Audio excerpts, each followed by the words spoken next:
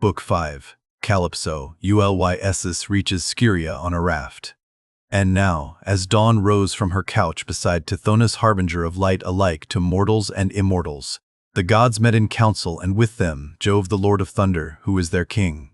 Thereon Minerva began to tell them of the many sufferings of Ulysses, for she pitied him away there in the house of the nymph CALYPSO. "Father Jove," said she, "and all you other gods that live in everlasting bliss, I hope there may never be such a thing as a kind and well-disposed ruler anymore, nor one who will govern equitably. I hope they will be all henceforth cruel and unjust, for there is not one of his subjects but has forgotten Ulysses, who ruled them as though he were their father.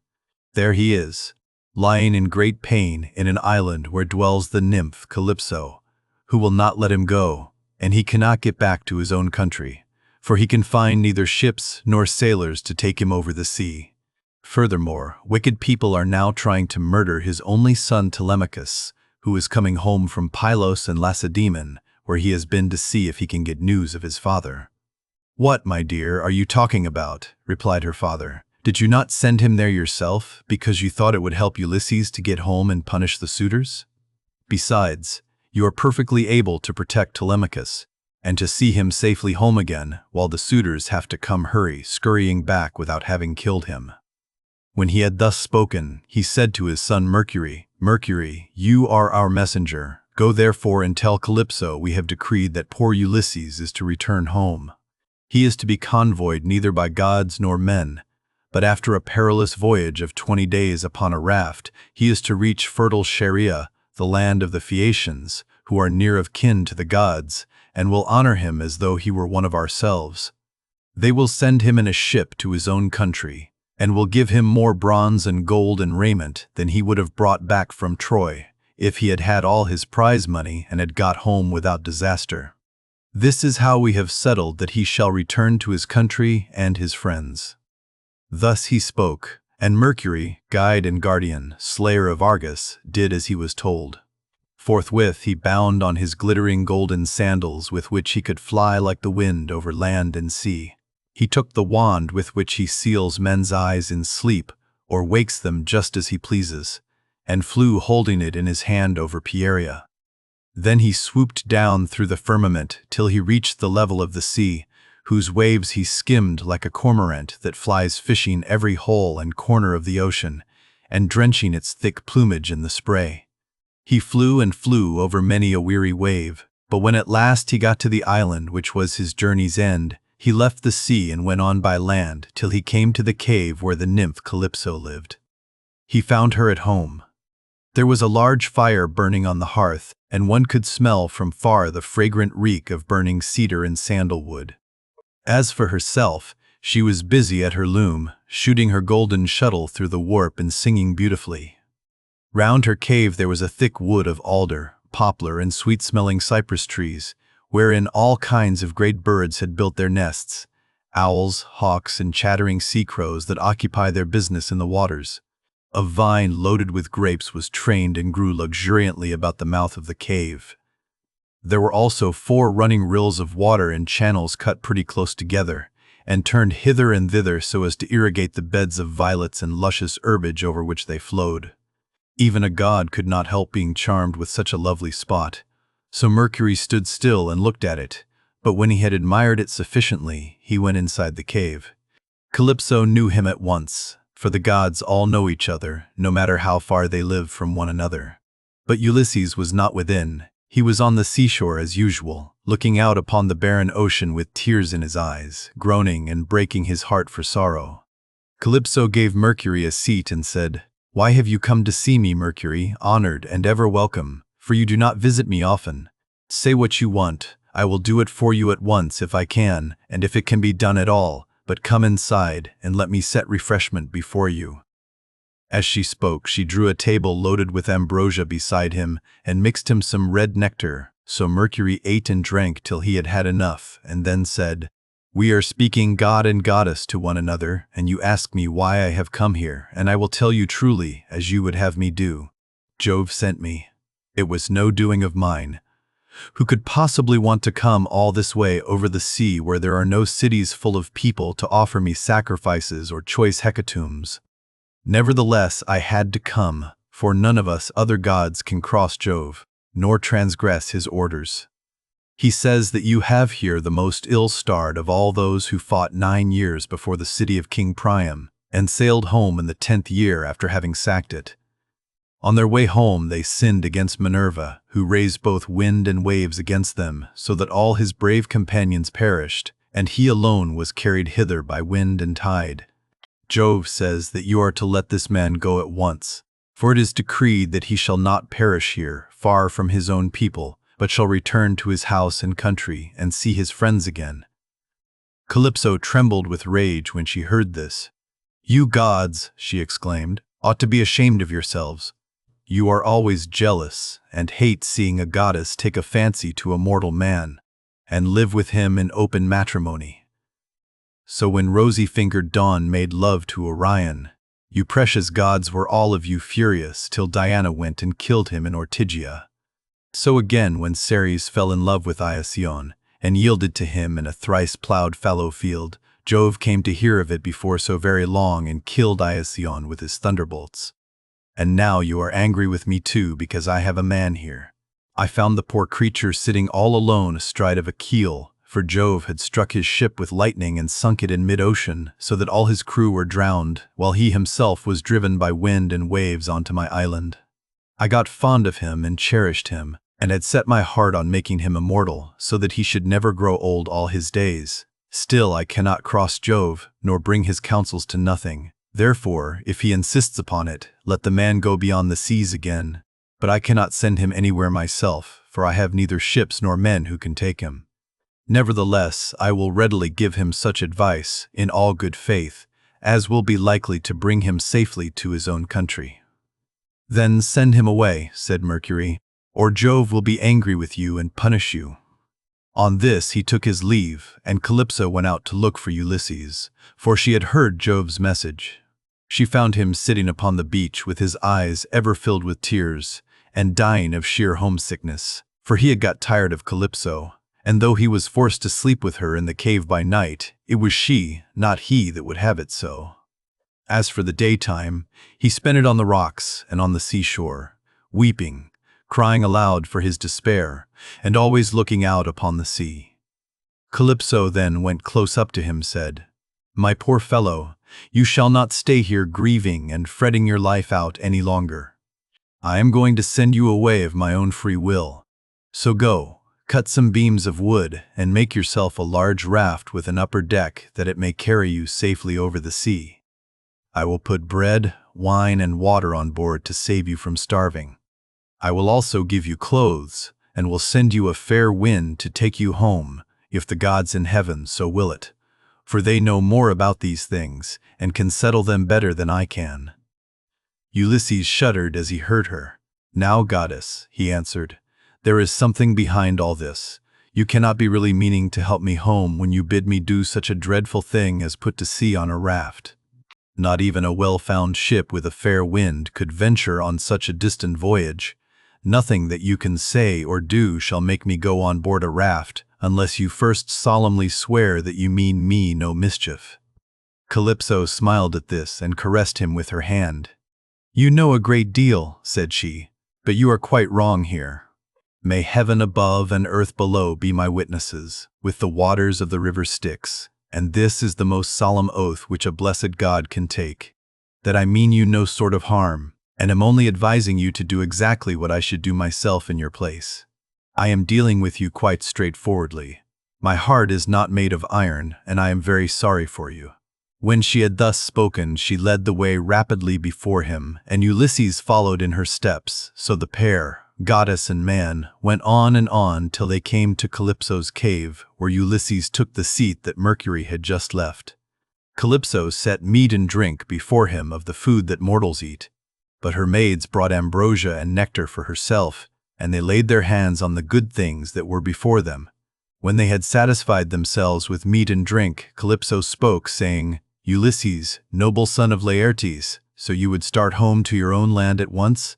Good luck go with you, But if you could only know how much suffering is in store for you before you get back to your own country, you would stay where you are, keep house along with me, and let me make you immortal, no matter how anxious you may be to see this wife of yours, of whom you are thinking all the time, day after day. Yet I flatter myself that I am no whit less tall or well-looking than she is, for it is not to be expected that a mortal woman should compare in beauty with an immortal."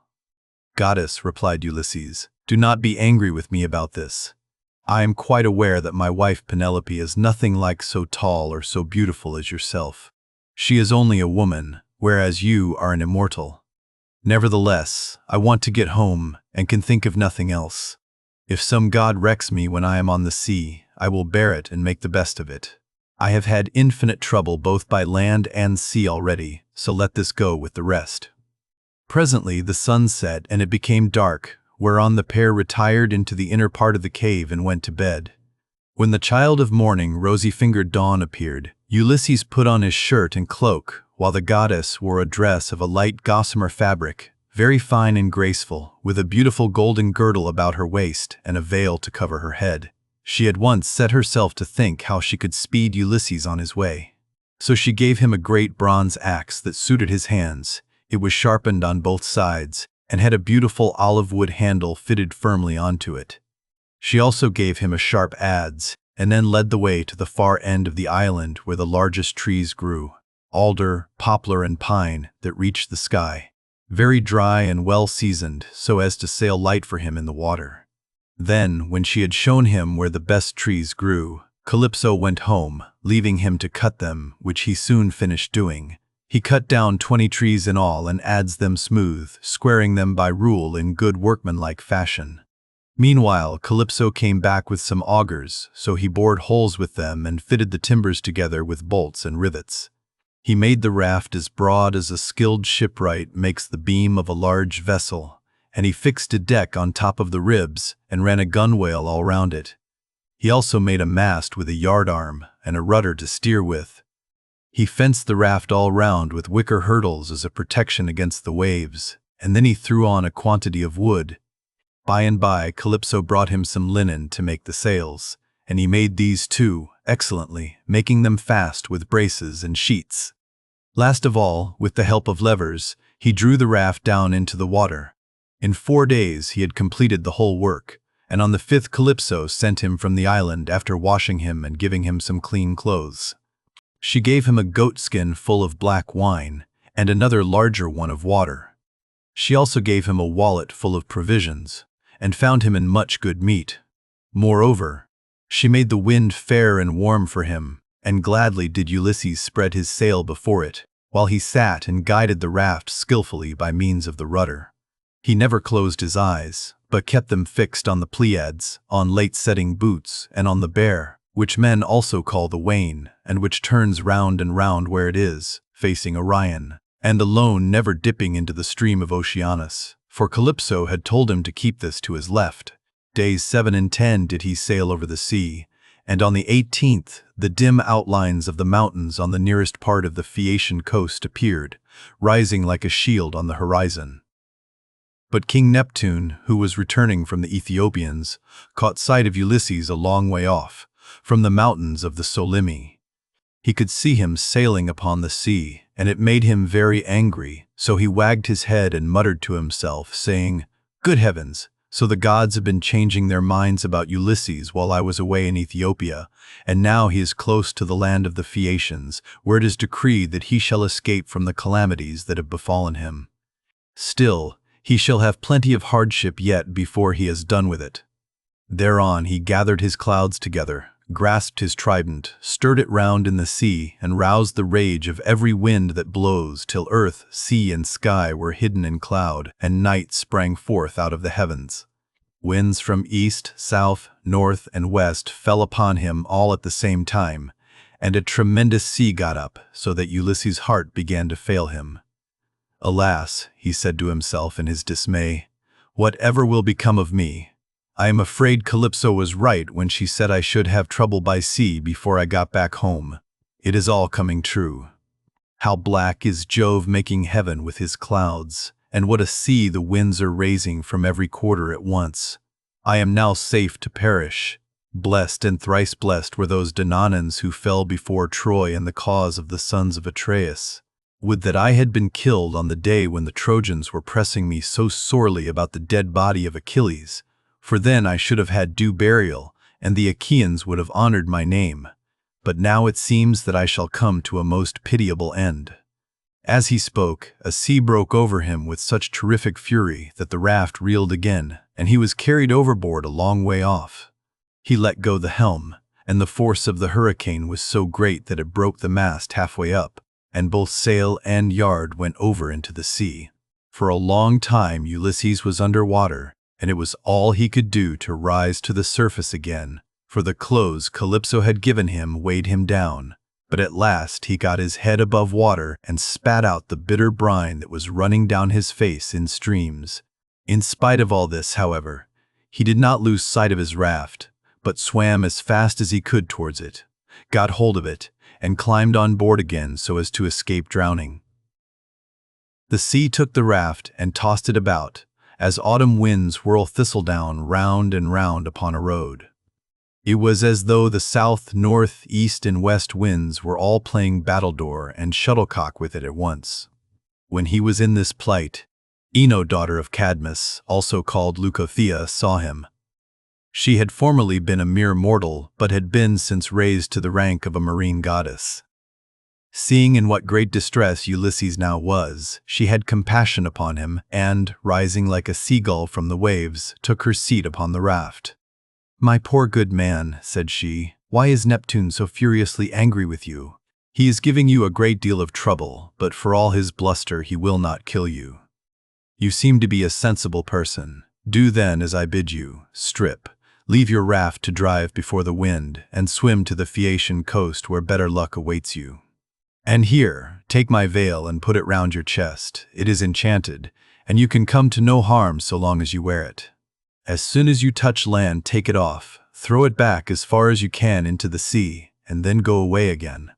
With these words she took off her veil and gave it him. Then she dived down again like a seagull and vanished beneath the dark blue waters. But Ulysses did not know what to think. "Alas," he said to himself in his dismay, "this is only some one or other of the gods who is luring me to ruin by advising me to quit my raft.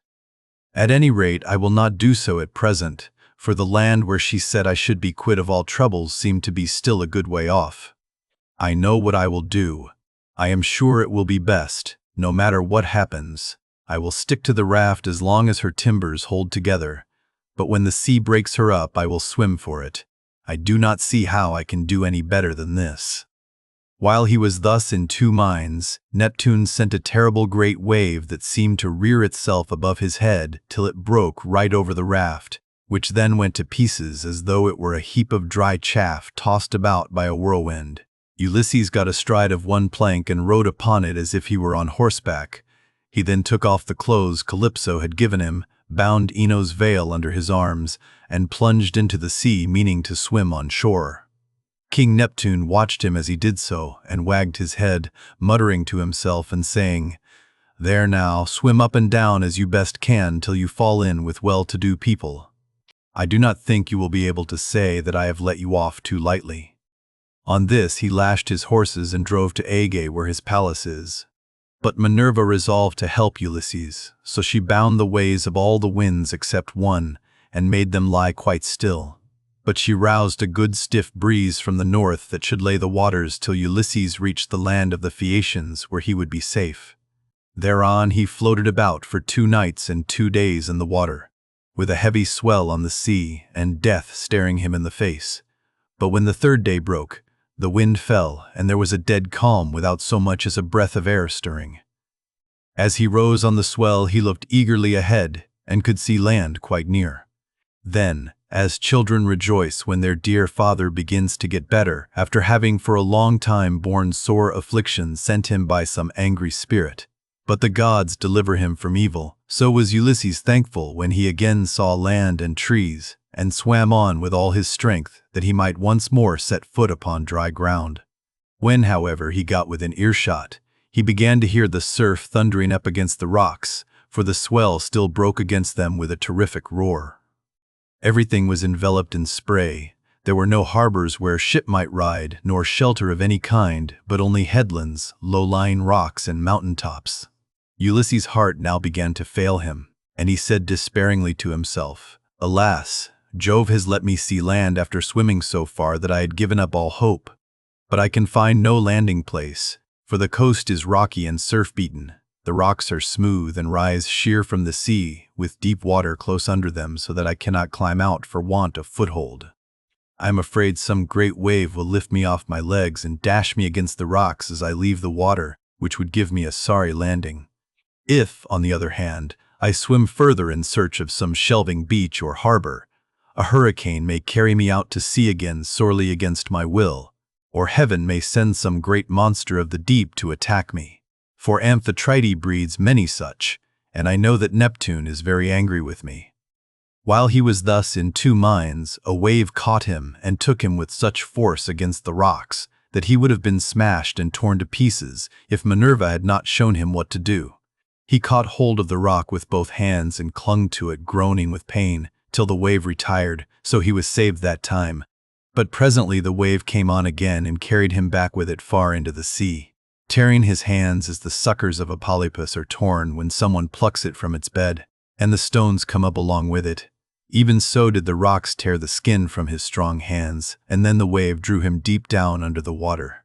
Here poor Ulysses would have certainly perished even in spite of his own destiny, if Minerva had not helped him to keep his wits about him. He swam seaward again, beyond reach of the surf that was beating against the land, and at the same time he kept looking towards the shore to see if he could find some haven, or a spit that should take the waves aslant. By and by, as he swam on, he came to the mouth of a river, and here he thought would be the best place, for there were no rocks, and it afforded shelter from the wind. He felt that there was a current, so he prayed inwardly and said, "Hear me, O king, whoever you may be, and save me from the anger of the sea-god Neptune, for I approach you prayerfully. Anyone who has lost his way has at all times a claim even upon the gods, wherefore in my distress I draw near to your stream, and cling to the knees of your riverhood. Have mercy upon me, O king, for I declare myself your suppliant." Then the god stayed his stream and stilled the waves, making all calm before him, and bringing him safely into the mouth of the river.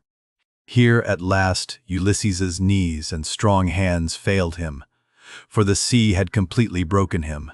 His body was all swollen, and his mouth and nostrils ran down like a river with seawater, so that he could neither breathe nor speak, and lay swooning from sheer exhaustion. Presently, when he had got his breath and came to himself again, he took off the scarf that Ino had given him and threw it back into the salt stream of the river, whereon Ino received it into her hands from the wave that bore it towards her. Then he left the river, laid himself down among the rushes, and kissed the bounteous earth. "Alas," he cried to himself in his dismay, "whatever will become of me, and how is it all to end? If I stay here upon the riverbed through the long watches of the night, I am so exhausted that the bitter cold and damp may make an end of me, for towards sunrise there will be a keen wind blowing from off the river.